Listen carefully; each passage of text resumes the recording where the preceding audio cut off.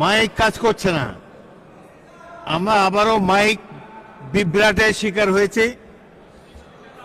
মাননীয় chief whip, আপনারা কি আমাকে শুনতে পাচ্ছেন?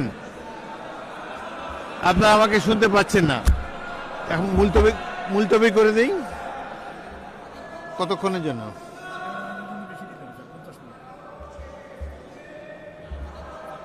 মাননীয় সদস্যবৃন্দ,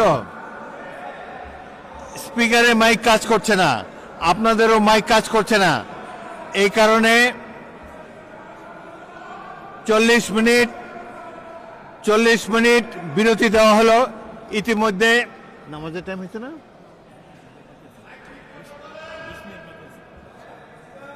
20 মিনিট বিরতি দেই।